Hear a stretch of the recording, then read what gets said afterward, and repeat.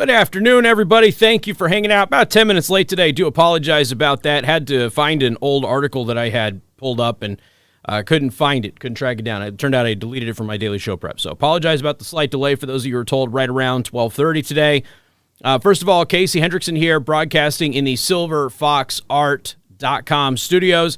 And if you want an example of their work, even though it doesn't do it justice, right there on that wall, that was made by Silver Fox Art. That is wood. It is about 3/4 of an inch thick. It is three-dimensional, so there's three different wood plates on there, backlighting and everything else. Full color, just a fantastic display piece. If you are a streamer or if you want your family photos actually brought to life with three-dimensional wood, go to silverfoxart.com. Absolutely fantastic company to work with. They've done tons of great work, and we will have a giveaway for silverfoxart.com coming up this week. It was supposed to be last week. My schedule got a little hectic because of taxes. So this week, we will be getting it to you.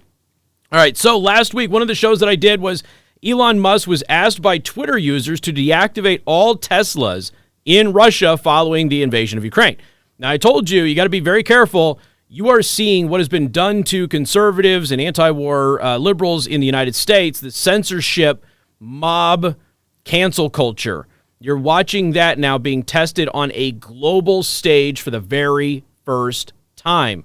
And we are watching it completely decimate the Russian people. Not the Russian government, the Russian people. Talked about the story today. Number one tennis player in the world, Medvedev. He's not even going to be allowed to compete at Wimbledon until he publicly denounces Vladimir Putin. So if that doesn't make you cringe, the idea of that story of forcing somebody to denounce someone in order to compete in a tennis tournament, if that story doesn't make you cringe, you're probably the bad guy. So Elon Musk was asked on Twitter, because, again, Tesla does have this ability, Ford, GM, they all have this ability to shut down these vehicles remotely. And I also went over the law that's being proposed at the federal level, which would mandate that every new car being made and sold in the United States has an automatic shutoff switch that law enforcement can access anytime they want without a warrant. And I talked about some of the dangers of that from the practical standpoint, from the dystopian government standpoint, but I also talked about the crazy environmentalist standpoint. So, yeah, this is a real problem, okay? Tesla shouldn't be deactivating anybody's damn car. Everybody who's a reasonable person understands that. If you disagree with me on that, you're probably a psychopath. You know, you pay for the car, it's your car, you run with the car. Really is that simple. If you don't make your payments, they deactivate the car. Okay? That's no different than what we've had for all of these years with some of these buy here, pay here lots anyway. But if it's your vehicle and you own it free right, Tesla has no business whatsoever, unless it's at your request, shutting your vehicle off. You own that. That is your property. And the idea is these globalist mobs, they don't view it as your property. They view it as the collective's property, and they can shut it down anytime you don't fall in line with what they want you to do. That's very, very scary. Complete Orwellian nonsense. So they've been asking him to do that. He hasn't responded to that. He likely won't do that. I certainly hope he doesn't do that. But one of the scenarios that I floated to you is a crazy environmentalist scenario where they would just start deactivating people's cars at periodic, regular intervals in order to save the planet. And this got brought up during the pandemic. So when we went into the lockdowns, which are unscientific and completely ineffective, when we went into the lockdowns, what you started to see is a bunch of these fake news stories pop up about how the planet was healing. And I used to spend some time every week debunking those stories. You had Venice, Italy, and everything else with the canals and all of that. The canals look cleaner because you didn't have the gondola rowers pushing at the bottom and stirring up the sediment. That's why the water's cleared up. There's no pollution from a rowboat, you idiots. Anyway, what we end up having is debunking those stories, but you started to see more and more and more. Hey, when the pandemic is over, we should go on lockdown for 1 week every single month. And they would do this. There was some talk about like a month every 6 months and that sort of thing. They were playing around with different numbers. And the whole goal there was to let the planet heal, because they don't understand anything about the planet anyway.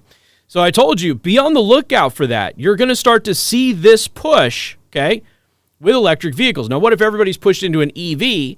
The federal government has an automatic kill switch on every new vehicle, and suddenly they just decide, hey, nobody's driving this week. Click. There you go. What are you going to do, right? Now, some people who don't know a lot about these issues and haven't been listening to me for a long time probably thought that was a little crazy. All right, cool. Here we go. Top global agencies calling for lockdowns to curb oil use. Now, this isn't anything new. These were all stories that were being used during the pandemic. You had World Health Organization bodies, you had Davos bodies, you had all of this great reset nonsense. That's what this is. They were all calling for these climate lockdowns. And the climate lockdowns were purely and totally about allowing the planet to heal and all of that other stuff. Okay, so here we go. Top global agency calls for lockdowns to curb oil use. As gasoline prices rise to record levels, the International Energy Agency is calling for energy lockdowns, such as banning the use of private cars in cities on Sundays. Wouldn't it be nice if there was an enforcement mechanism to mandate that? Like, I don't know, a kill switch in your damn car? Other measures proposed in the agency's a 10-point plan to cut oil use include reducing speed limits. Okay, no. Working from home. All right, I'm good with that. Cutting business air travel. Fine. And imposing an SUV tax. Oh, we're back to taxing the type of car that you have. Remember the gas guzzler tax? Those are the days, huh? Again, so governments have all the necessary tools at their disposal to put oil demand into decline in the coming years, which would support efforts to both strengthen energy security and achieve vital climate goals. Of course, that's nonsense. Doesn't fix the climate at all because, again, man-made global warming is nonsense, and this is not going to strengthen energy security. It just isn't. I don't know how else to say it. What would have strengthened energy security is allowing Trump to refill the strategic oil reserve when oil was selling at negative $36 a barrel. But the Democrats wouldn't let him do that because they didn't want to bail out the oil companies. Right. Among the proposals, reducing highway speed limits by about 6 miles per hour. Nope. More working from home. Again, I'm okay with that. Street changes to encourage walking and cycling. Talk to me about smart streets in downtown South Bend. Let's talk about that and how smart streets has gotten a bunch of people killed. Car-free Sundays in cities and restrictions on other days, cutting transit fares, policies that encourage more carpooling, cutting business air travel. Boy, it's almost like they listen to my damn show. Now, again, nothing I'm telling you isn't freely available for everybody out there. It's just that you have to pay attention, and unfortunately, most people can't pay attention. That's why it runs across my desk, and most people don't see it. I've talked about this before. You know, some of the folks that I know that are in major news media, on the television side of things in particular, not naming names, but when I ask them, like, yeah, what's your show prep process like? You know, because I've always been praised in my industry for my show prep, and I at one point in time was going to launch a show prep service and everything else. So it's always been something that people have come to me and asked me to help them do. So I was very interested on the television side of things on what that show prep looked like. And, you know, when I have these very, very big personalities looking at me and going, yeah, my company provides all of it. You know, we have a little thing that we can log into, but basically our show prep is what our company says. They don't go outside of their company at all. So if their company misses something, they don't get it because they're not doing their own show prep outside of their own company portal. Now, that doesn't mean that they're not well prepared on the issues that their company covers. It's just that when you do that, you miss so much that is extremely important that nobody has kind of zeroed in on. Throughout my entire radio career, one of the things that has been a staple on my show is that I've been at least a week, sometimes a month, out ahead of the national people. And people have always asked me how that was. And truthfully, my show prep pipeline's got about 114, 115 sources in it right now. And almost none of them are your network news or your cable news channels. Almost none of them are major newspapers. I go to them last. I go to them when there's nothing else. And that's the thing. I do my show prep in reverse, and then you find stuff like this. And that's one of the reasons that I'm able to call things so early. And I'm not alone in this. There's a few other people who kind of do it this way now too, but when I started doing it, I was the only one. I remember at one point in time, I was the youngest person in talk radio in the country. So this is exactly what I was telling you about last week. This is exactly what they are going to try and push.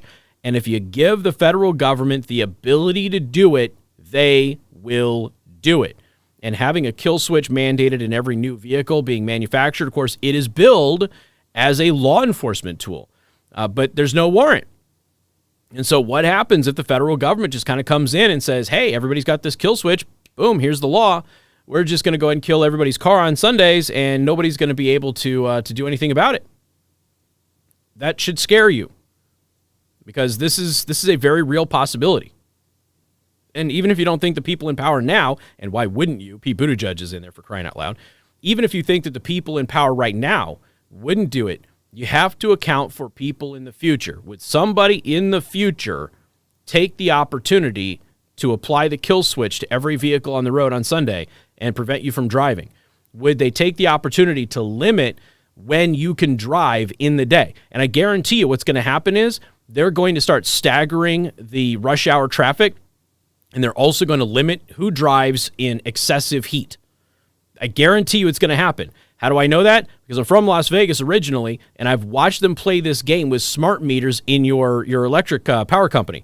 Now, out here, our local power company is running around and putting in smart meters in everybody's house, unless you're going to read your own meter, which, of course, I don't expect to last very long. I think that they're going to accuse people of not reading the meters right, and then they're going to mandate the new smart meters.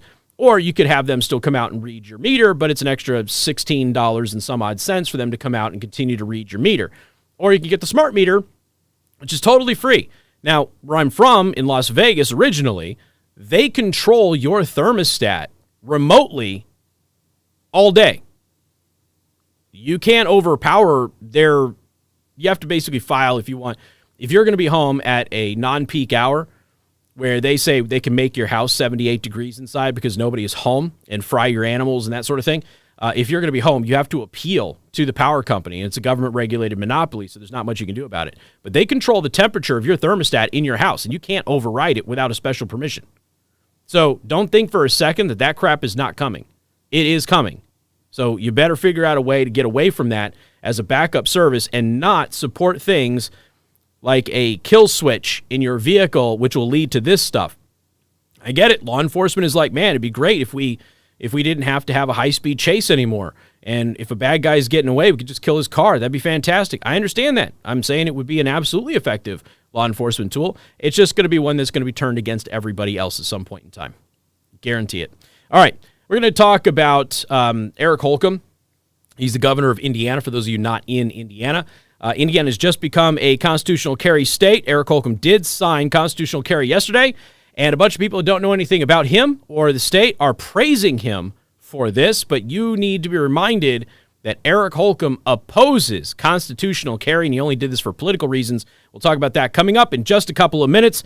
In the meantime, we got to pay some bills. Here's a commercial from a wonderful sponsor, silverfoxart.com.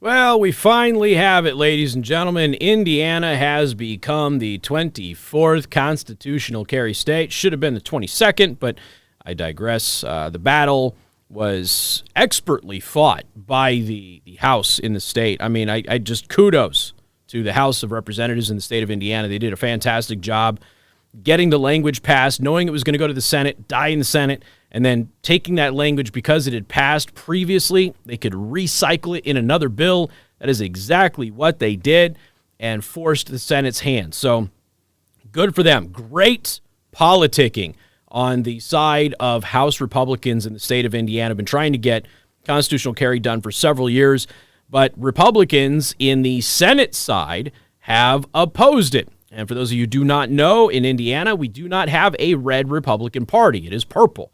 And it is becoming a little bit more red in some of those House districts, but people like Governor Holcomb, they're not red, okay? They're not conservative. They are squishy purple Republicans. That's who they are. So they're almost half and half, but they tend to be fiscally responsible. So here's the deal. This is the thing. So yesterday I signed HEA 1296, a bill that entrusts Hoosiers who can lawfully carry a handgun to responsibly do so within our state. So there we go. So he's got this whole thing here. We'll just pop it up. Constitutional carry has been signed. It eliminates the requirement to obtain a license to carry a handgun. The license will remain available without fee to anyone who needs or wants one, such as Hoosiers desiring to carry a firearm to, through, or in another state that has reciprocity with Indiana. That is the number one question that I get about this. What does that mean for me? I have a lifetime license. You still have it. Okay? It is used for reciprocity purposes in other states. You just don't need it to carry in Indiana anymore. Now, the reason I want to address this is Governor Holcomb signed this yesterday. Now, the Indiana process, when a bill is passed by both houses and goes to the governor's desk, once it arrives on his desk, three things can happen. One, governor signs it, it becomes law. Two, he vetoes it, it goes back to the legislature, and they either override his veto or the bill dies. Or three, it sits on his desk for 7 days and automatically becomes the law. Now, we expected Eric Holcomb to not sign constitutional carry. Why? Eric Holcomb doesn't support constitutional carry. He is opposed to it. So he signed constitutional carry just a few hours before constitutional carry was going to become law today anyway. It was already going to become law today, Tuesday, the 22nd. And we've been telling everybody, once it arrived at his desk, we're like, the countdown starts now, giving people periodic updates on that. It was already going to become the law today. He signed it last night. Like, what a turd, right? Now, the reason that he did that, even though he opposes constitutional carry, is Governor Holcomb wants to run for Senate. He and Mike Braun have a gentleman's agreement. Mike Braun is going to run for governor. He's currently the senator. And Eric Holcomb is going to run for Senate, who's currently the governor. That's their gentleman's agreement. Not going to work out, okay? Okay, it could because it is crazy Indiana Republican Party. But right now, certainly in this region, not going to fly. But who knows? Maybe outside of the Capitol, where they all spend their time and they don't bother coming out to the rest of the state, maybe that's how things will shake down for them. So Indiana will become the 24th constitutional carry state. Now, this is my friend Kayla Blakesley over on WoWo, and she goes, that face that you make when you have good news and bad news. Good news, Governor Holcomb signed HB 1296, Firearms Matter, into law just hours before it became the law anyway. She's got her little emoji there. Exactly. He took zero political risk here.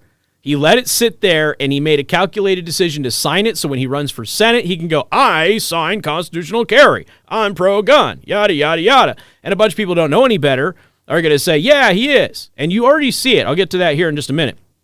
So this makes Indiana the 24th constitutional carry state. Had the Senate not killed the original constitutional carry bill, Indiana would become the 22nd state.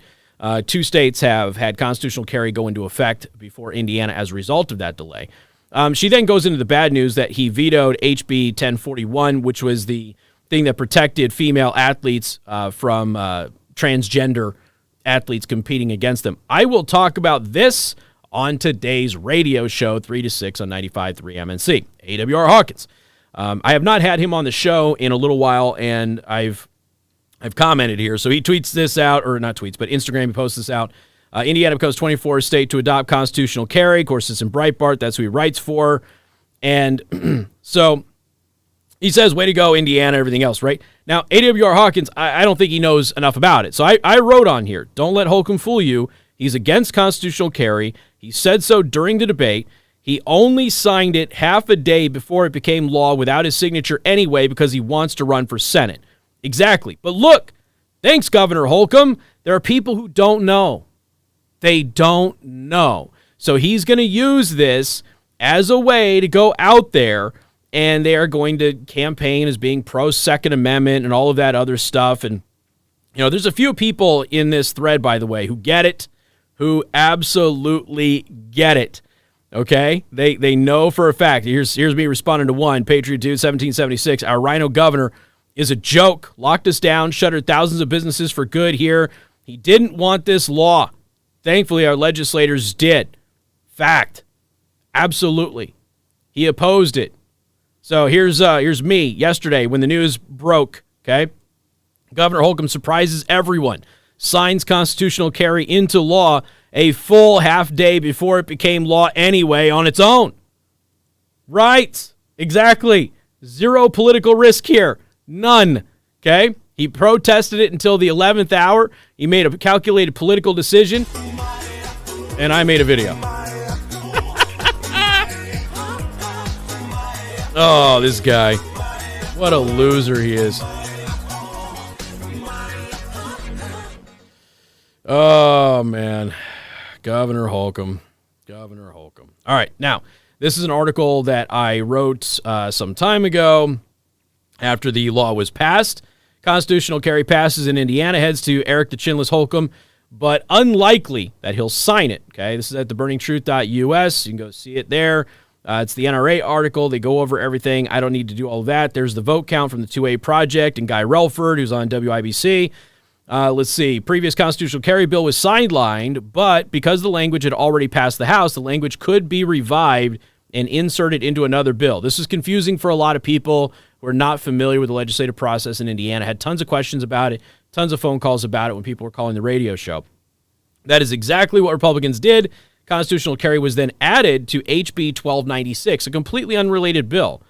It then passed the Senate and now goes to Governor Holcomb's desk. And again, this was the 7th day. It would have become the law if he didn't sign it today, the moment the day started. Holcomb the Chinless could sign it into law, veto it, simple majority overrides his veto, or he can do nothing, and it will automatically become law after 7 days. I expect the latter, given Holcomb doesn't support constitutional carry. You follow this link, and you get to this story here from the Indy Star. I stand behind him. Governor Holcomb backs police official who rebuked lawmakers over gun bill. Now, the Indianapolis Star, a huge left-wing publication, just in case you didn't know. Governor Eric Holcomb said that he stands behind the head of the Indiana State Police, who rebuked Republican lawmakers last week for pushing constitutional carry legislation. Quote, ready for this? I stand behind Superintendent Douglas Carter 110%, Holcomb told reporters. Those were his words. He is a passionate leader. He cares, as I do, deeply about not just his colleague and cohorts, but citizens, and I would never ask him to curtail his passion. Okay. They then talk about how the governor's support may only go so far. He is a Republican. And let's be honest, this is a very popular bill in the state of Indiana.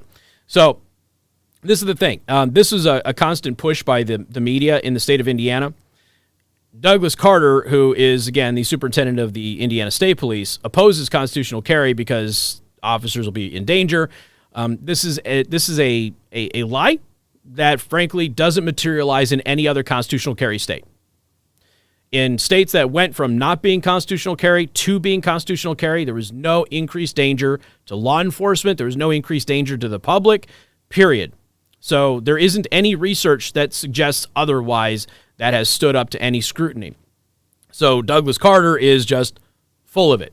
Now, what was never mentioned in the debate was how many police sheriffs and how many police organizations testified on behalf of constitutional carry. They only focused on Doug Carter. They didn't focus on anybody else. Only Doug Carter, who was in the minority in law enforcement by opposing constitutional carry. Law enforcement in the state of Indiana supports constitutional carry. period. The vast majority of them, large swaths of law enforcement support constitutional carry. Douglas Carter doesn't, but he was the one that got all of the attention in the media to make it seem like law enforcement opposes the bill. But as you can clearly see in this article written back on March 3rd, okay, Governor Holcomb opposes constitutional carry. Here's a little bit more evidence, okay? Go March 4th, hashtag never forget. His new tax cut statements are designed to get you to forget that he wants you to inject a useless shot in your kid so he gets $40 million a month from the feds, and he doesn't support constitutional carry. So here's the thing. No chin, no vote. That's one of the hashtags I use for Eric Holcomb. Eric Holcomb doesn't have a chin. That's why I've been shaming him on the chin thing for a couple of years, and suddenly a goatee showed up. Go figure. So here's the thing. There's a couple of things here. He's a branch COVIDian. He tried to claim that he beat COVID with his mask mandates before the Delta surge. He has routinely pushed vaccinating young children as young as 4 years old. And when he was pressed on all of this, he straight up told you, I will relax the COVID measures in the state of Indiana if you inject 4-year-old kids with the vaccine, because I still want the $40 million a month that I get from the federal government to push all of this. And that is a fact, okay? So what he ended up doing is he goes out there and he says, we're going to try and lower taxes for everybody to help with rising inflation and all of that stuff. So he was trying to deflect from the fact that he had not supported constitutional carry, even just the day before. This is on the 3rd. This post is on the 4th. And again, you can see the National Association for Gun Rights. Governor Holcomb refuses to support constitutional carry legislation. Yesterday, Governor Holcomb refused to support constitutional carry legislation in Indiana. Holcomb supported Police Superintendent Douglas Carter, who opposes constitutional carry but would not confirm if he agrees with Carter's total opposition. Holcomb doesn't like going out on a limb. He doesn't. Frankly, the gutsiest thing that Holcomb has done is say that biological males can slaughter biological females in women's sports when he vetoed that bill yesterday. That is the gutsiest thing that he has ever done. So Holcomb, the chinless, is not to be trusted. He is not to be respected. He is not pro-Constitution or Second Amendment. There is nothing about Eric Holcomb, the chinless, that is a redeeming quality whatsoever when it comes to freedom and liberty. Period. End of story. This is a guy who lied when he was running for office on my show. He lied about Indiana infrastructure. He pushed the gas tax because we needed to fix our infrastructure. So he campaigns on raising the gas taxes.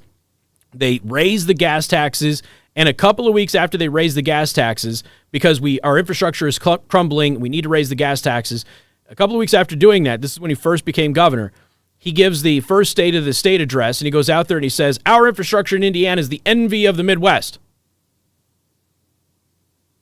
You just spent months campaigning on needing a gas tax hike because our infrastructure is crumbling, and then you raise the gas taxes because our infrastructure was crumbling, and a couple of weeks later, you're telling us that our infrastructure is the envy of a large swath of the country. Which one is it? This has been who this guy is. He's consistently lied to everybody. It's just who he is. Now, is he fiscally responsible? For the most part, yeah, fairly.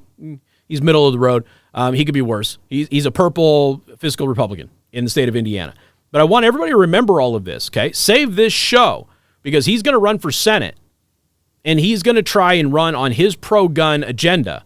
He's going to try and run on his infrastructure agenda and everything else. Remember all of this, because he has straight up lied to everybody. And there's a lot of folks outside of the state of Indiana, like A.W.R. Hawkins, who don't know anything about this guy. And they don't know that this guy is not pro-Second Amendment here. He doesn't want you to be able to carry your gun in the way that the Second Amendment is written. That's all there is to it. But he forced his hand politically, because if he doesn't sign it, he can't run for Senate in the state of Indiana, where constitutional carry is extremely popular. He can't possibly do that because nobody will listen to a thing that he has to say. But now he gets to say, I signed constitutional carry. You did so like 4 hours before it was going to automatically become law without your signature. You didn't do anything. All right. We're going to talk about somebody else who, frankly, needs an attitude adjustment. We're talking about Dan Crenshaw coming up in just a couple of minutes. In the meantime, here's a word from our sponsors.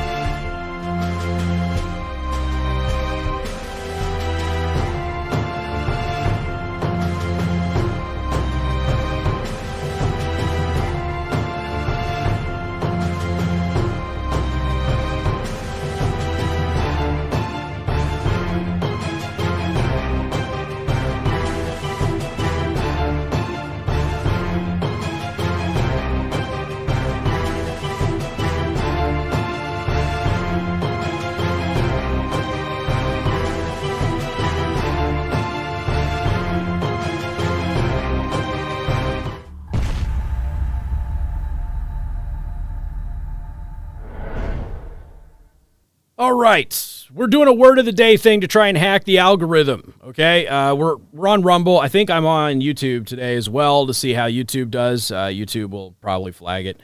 I'm trying to decide if I want to start another YouTube channel and just try and get around all the censorship that they have on this channel. Anyway, I don't know if I'm going to. I don't know if YouTube's worth the effort, to be honest with you. But I can't get everybody from YouTube to come over to Rumble. I can't get everybody from Facebook to go over to Telegram. It's a whole mess. I think the one place that I could probably get everybody to go to is Truth Social. But I don't have access to Truth Social, so who knows how long that's going to be. So we'll see. But if you are watching on YouTube, please understand that we stream on Rumble. This is where my video content goes. It goes to rumble.com/Casey the host. There's a link in the description if you are watching on YouTube. If you are on Rumble and you're not a subscriber already, please hit that subscribe button. Do appreciate the growth that we've had on Rumble as of late. We're trying to hack the algorithm and get onto the front page of Rumble because we have way more people who watch us in the afternoon than the stuff that shows up on the front page. Not a lot of people watch this show live, but a lot of people watch the radio show live. And way more than some of the folks that are on the homepage, and yet we never get featured on the homepage. And I don't know why that is. On old platforms we were on, like DLive, before they started censoring us, DLive basically made it about how many people were watching you. So if you had a ton of people watching you, you made it onto the homepage as a popular, this is a popular show right now. They don't do that on Rumble, so I don't know how to get onto the homepage. So we're trying the comment hack, okay, which works on YouTube and some other platforms. So go into the comment section, not on the live chat section. Go into the comment section, and the word of the day is Eric the Chinless. Eric the Chinless, okay? Go ahead and comment Eric the Chinless or any other comment that you want. Please do so. I'm going to ask you for some more comments here just a second, because Dan Crenshaw, man, this dude, here's the thing. And again, I have a ton of respect for Dan Crenshaw. And to be perfectly honest with you, he's still way more conservative than most people in Congress, okay? It's just that he's doing stuff that is really pissing people off. He's over the target when he's been talking about, hey, most of this climate stuff that the leftists are so obsessed with is actually a Russian intelligence operation. He is 100% right about that. We've been talking about that on my radio show for years. Most of the pearl-clutching issues on the left base are actually pushed by Russian propagandists. They're FSB intelligence operations. That's what they are. So he's right about that stuff, and he is dead over the target on that. Now, what I find interesting about this is National File. Repeating Putin's talking points, Crenshaw gives his thoughts on Americans who don't want escalation in Ukraine. And then he blamed Americans for spreading the Ukrainian biolabs conspiracy. Now, first of all, the biolab thing is the smallest issue that anybody is even talking about. There are like two people who think it's the biggest thing in the world. Almost nobody else thinks it's a big deal, okay? The biolab thing is not the predominant talking point of people who don't want war with Russia or don't want to enter the conflict militarily on behalf of Ukraine. The biolabs are, without a doubt, the biolabs are important. And the reason the biolabs are important because you've got, again, the federal government caught kind of lying to people. That's true. And you can have Mitt Romney and Dan Crenshaw and everybody else go out there and accuse Tulsi Gabbard of treason and what have you. And Dan Crenshaw hasn't done that, but Romney did. Everything that Tulsi Gabbard and Tucker Carlson has said about the biolabs is true. It's verifiable. We have the documents and we have the government officials admitting it. It's not up for debate. Period. Now, and I've told you before, biolabs don't mean weapons labs. And people are conflating the two, and they need not to. Okay? You can't do that. We don't have a lot of evidence that there's bioweapons labs, but we know that they are biolabs, and we know that they continued doing research. There is a debate about if that research is military defensive or just pathogen defensive. And frankly, some of these officials who have given some testimony on it haven't been very clear about it, but the reality is they lied to you about the biolabs. They got caught, and then they're forced to admit that the biolabs existed when they pretended they didn't exist for a long period of time. So as a result of the government's dishonesty, there's a lot of people who don't trust the government's word on the biolabs. And you have to forgive people for not trusting the government's word on the biolabs because the government already got caught lying about the damn biolabs. So, Dan Crenshaw, who also doesn't know anything about databases, during a recent interview with Fox News, U.S. Representative Dan Crenshaw, Republican of Texas, said that Americans who question the narrative on Ukraine are, quote, repeating Putin's talking points. That depends on what narrative you're talking about. And again, the biolabs are a small little thing, but here's where things get real interesting. Crenshaw criticized what he called a tiny minority and attributed questions over Ukrainian biolabs to them. So Fox and Friends host Rachel Campos Duffy asked Crenshaw for his thoughts on an ever-growing segment of the country who are skeptical of any foreign intervention, and Campos Duffy pointed to the Iraq War, the recent Afghanistan withdrawal as two primary factors, with the latter being compounded by the country's lack of trust in Biden's capabilities. Look, anybody who wants to go to war with Biden in the White House is stupid, period. Even if you think the war is just, even if you think that we should step in Ukraine or what have you, if you think that it is an okay time to enter conflict with Biden in the White House, you're dumb. I don't know how else to say it. I don't care what your military experience is. I don't care what your ideology is. I don't care if you're a Mensa member. You're stupid. Joe Biden has no business being in the position of commander-in-chief at all with any conflict. Period. End of story. So anybody who is out there going, yeah, we should totally go into Ukraine right now, all I have to do is go, that guy right there is the commander-in-chief right now. He's not legitimate, but he's the guy who's commander-in-chief right now. Not okay. People are being called Putin supporters or they're traitorous. I mean, my Twitter is full of that, Campos Duffy said. What can you talk to us about the need of Americans to be able to have these discussions? Well, the first thing is I'll get to what Crenshaw said here. The first thing is that, look, the globalists, and I'll just say this, the globalists have divided everybody into camps. Everybody is so used to being divided into camps that you can't be honest anymore. I've been giving you an honest assessment about Ukraine and Russia from the very beginning and going back multiple years. You know, there's a lot of people who've never covered what is happening in Donbass or Crimea. They've never covered it. They're way behind on all of this stuff, and they're just covering this because Russia's invaded, and they're trying to catch up, and guess what? They're not doing a very good job of it. People like me who have actually covered it, even if I'm not an expert on everything that's going on over there, I've at least covered it, so I have an idea. Those people who are just providing that balance are automatically being labeled as, you know, Putin apologists or what have you. I don't support what Russia is doing, but that doesn't change the fact that Russia has some legitimate arguments when it comes to Donbass and to a lesser extent Crimea, although this really isn't about Crimea. So when you point out that the Ukrainian government has been committing war crimes since 2014 in Donbass, that's not a Russian talking point. That's an absolute demonstrable fact, and I can show you very gruesome video and photos of it happening. It's still happening. The Azov battalion just the other day refused to allow civilians to leave Mariupol. Okay? Azov fights for Ukraine. They're Ukrainian National Guards. They're the neo-Nazi unit. And you've got our media. I did one on this a week or two ago as well. We got the media refusing to identify Ukrainian neo-Nazis as neo-Nazis. They're hiding who they are, while falsely labeling DPR forces, the Donetsk People's Republic forces, as neo-Nazis when they're not neo-Nazis and they think that they're fighting neo-Nazis. But they're labeling that. Why? Because in the American psyche, neo-Nazi automatically bad. So you pretend real neo-Nazis aren't, and you make non-neo-Nazis neo-Nazis to shift people's attitudes towards them. We talked about that at great length recently about the Sparta Battalion. So this is a real problem.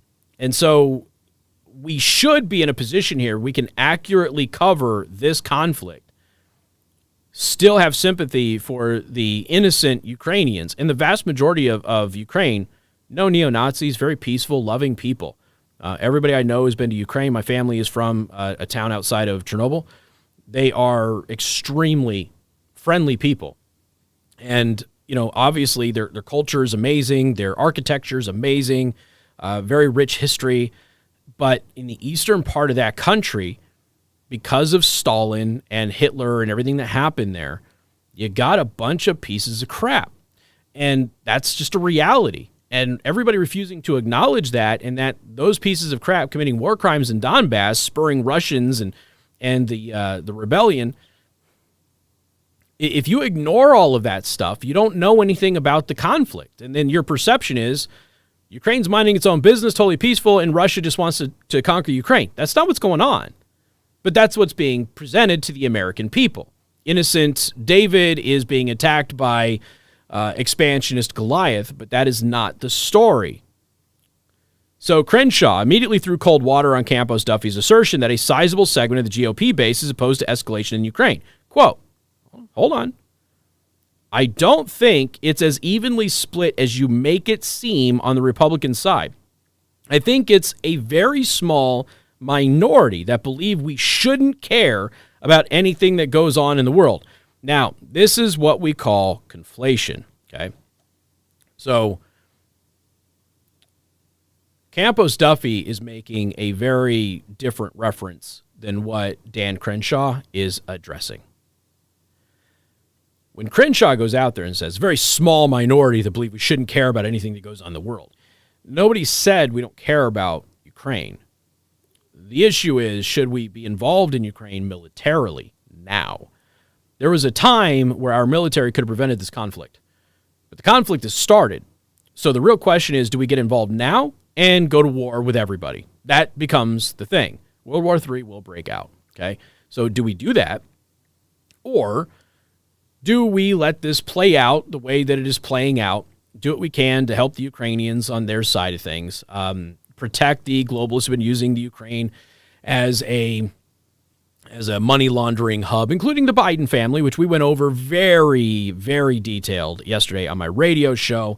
I had to flash back on all of that. Remember, Joe Biden has been accused of 2 major crimes by Ukrainian government officials over the past several years, and the news media has refused to cover it. And suddenly, guess who's going to be indebted to the Biden family? That's right, Zelensky will be. So Zelensky, who is willing to work on the corruption angle with the Biden family and prominent Democrats in Washington, D.C., and Democrat law firms that were helping to launder money and steal money, about $50 million, according to members of parliament in Ukraine, they were suddenly, now they are completely indebted to Joe Biden because Joe Biden keeps giving them weapons and supplies. Interesting, don't you think? And don't think for a second that there aren't Republicans who are also caught up in this money laundering and everything else that's happening in Ukraine. And I know in the West, nobody really paid attention to the Panama Papers, but go back and relook at that story. It involves Ukraine pretty heavily. So here's the thing. One, let's just conflate Dan Crenshaw's conflation. It is not a small minority of Republicans or conservatives who don't want to openly get involved in war with Russia. I think it's the vast majority. I think there's a small minority, probably inside the Beltwayers, who don't get out amongst their people all that much, and they are completely clueless as to the pulse of the country. The vast majority of people do not want to go to war with Russia, period. And I think if you looked at any serious polling of Republicans and conservatives, I think that you would find out that the majority of them are not interested in open hostilities with Russia at this point in time. I truly believe that. And I think that Dan Crenshaw is out of his damn mind if he thinks that it's a small minority in the Republican Party. That, to me, sounds like somebody who has spent too much time inside the Beltway and does not have a pulse on his constituency. That's what that sounds like to me. Because anybody who has paid any attention whatsoever to what is going on here knows that the Republican Party is pretty darn split on this. So is the Democratic Party, but the Republican Party is pretty darn split on this. And the people who are making the case against open hostilities with Russia, those people seem to have all of the facts and all of the logic and a temperament that makes more sense. Whereas everybody else is just like, oh, they're targeting civilians, they're targeting civilians, they're targeting civilians. So are the Ukrainians. I don't see anybody complaining about that. And the Ukrainians are targeting civilians. So, again, you get to a point where it's like, hey, it's war. It's in the middle of a city. It's urban. Citizens have picked up arms and they're fighting the Russians now. Again, war is hell. There's never been a war in the history of humankind that I am aware of where civilians didn't get caught in the crossfire. So that's just a part of it.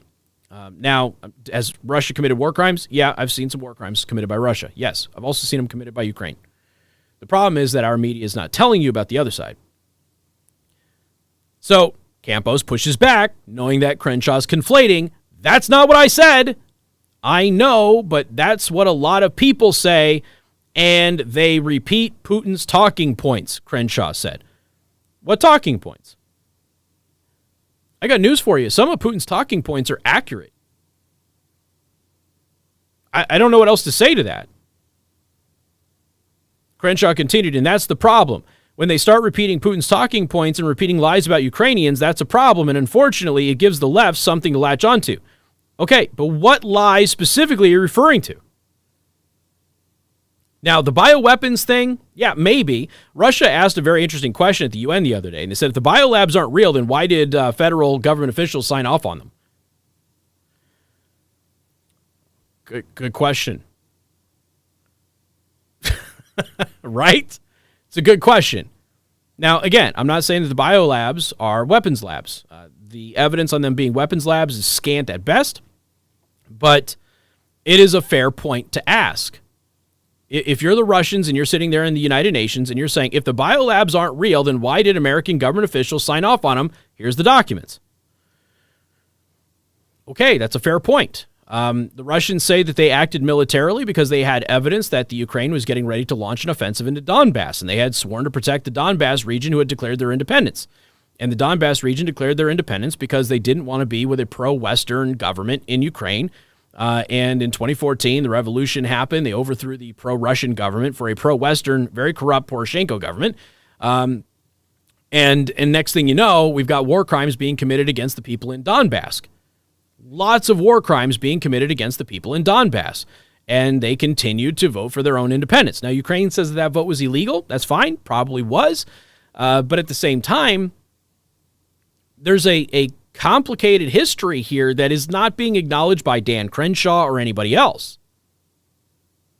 And if you're sitting there in the Donbass region and, you know, you've got the Ukraine dropping bombs from airplanes and artillery shells hitting your streets and death squads from Azov going through malls and shooting people in the back of the head, you probably don't want anything to do with the Ukrainian government anymore, and you seek Russian protection, and the Russians offered that protection. The Russians say that they saw evidence, and they've released these documents, and frankly, the documents look authentic, folks. I don't know what else to tell you. That there's evidence that the Ukrainian government was going to launch an offensive in Donbass, so they launched the operation, the special operation, to demilitarize the Ukraine so Ukraine could not launch an offensive into Donbass. That's the Russian perspective. Do I think the Russians would be happy to take the rest of Ukraine? Sure. But the Russian side of things has a lot of physical evidence. And it would be remiss for anybody in the United States, certainly in the government, to not at least look at it and verify its authenticity, so that way you were beating the war drums on a legitimate cause versus one that maybe you've been manipulated in. I've already given you my perspective on how is it that 3 news crews from the West get hit at Ukrainian checkpoints by the Russians in a week.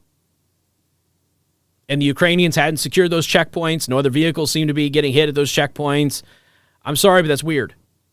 And I'm watching the Ukrainian government engage in Palestinian tactics. Not that I blame them. I think I probably would if I were their leaders as well. But what talking points are we talking about? Just because Putin says something doesn't mean it's a lie. Now, is Putin lying about the number of neo-Nazis in the Ukrainian government? Yep. Absolutely. He's 100% lying about the neo-Nazi influence in Ukraine. Absolutely. He's completely inflating that. Is Vladimir Putin lying about the biolabs? Maybe. That still requires some evidence. There's no doubt that Vladimir Putin is inflating things for his own side. No doubt about that at all. But to pretend that Ukraine is innocent here is just preposterous. But the real thing that I really wanted to address was that, you know, look, we've got Dan Crenshaw out there saying, it's a small minority of people who don't really want to get involved. I don't think that's the case. And if you're in the political right, okay, and you're watching this video right now, comment below and just let us know. Like, do you support open engagement with Russia and Ukraine and what that means? And there's for the record, there's probably a lot more people willing to engage with Russia now than were before the invasion, because now they see what the Russian military really is. And they know that the Russian military is going to struggle a lot against us. So there's probably a lot of people like, well, yeah, they're weak. Let's hit them now and just solve the problem. So I think you probably will find a lot of people in that category. But you have to ask the one question here. What's the end game? Is the end game just getting Russia out of Ukraine? Does that include Donbass and Crimea, or does it just include the mainland Ukraine? Does Donbass and the two republics there, do they have a right to their own independence when they have been abused by the Ukrainian government? And that's not up for debate. They have been. So Crimea is a little bit more complicated than that. So at that point, you have to ask, what's the end game? Is the end game to push into Russia? Is the end game to overthrow the Russian government? Is the end game an invasion of Russia? Or is the end game just to get Russia out of Ukraine? So you better have an answer for that before you start going into war. Because frankly, I think Americans are getting a little sick and tired of not having an end game when there's a conflict out there. You know, you saw how some of these operations played out. We win the wars and everything else, but now we're just kind of like, well, what do we do now? And then things get ugly and messy for no reason.